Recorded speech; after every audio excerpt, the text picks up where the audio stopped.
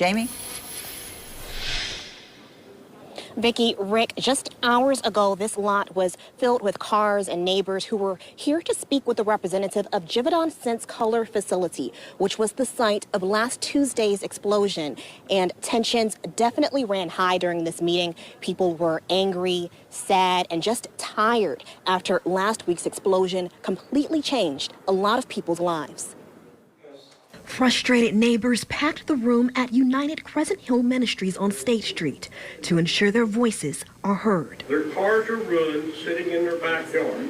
They don't have a place to live. Last Tuesday, 2 people were killed and more than a dozen others were injured after an explosion at Givaudan Scents Color factory on Payne Street.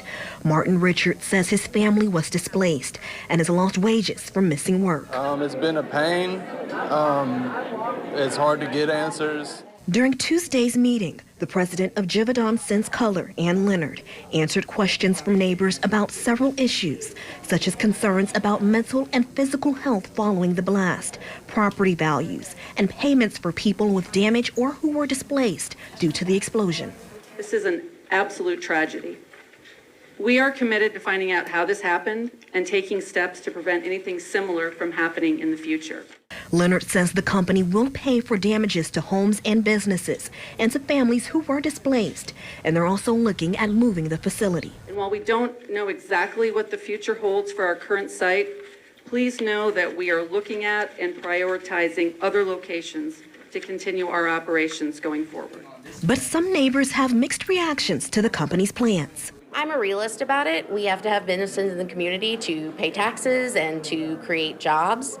I think it would be wonderful if they stayed in Louisville, but I definitely think them being in a manufacturing or business park area, not around residents, is incredibly important. And other neighbors like Shea Stevens says she's concerned the process to receive payments from damages won't be so easy. Even though they've said, give us the receipts, we're going to pay them. They definitely repeated that over and over again.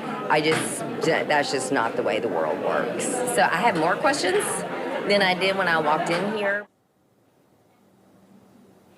Now, during tonight's meeting, leaders also discussed having future office hours so neighbors could meet with a company representative on a one-on-one basis. Reporting live, I'm Jamie Mays, WLKY News.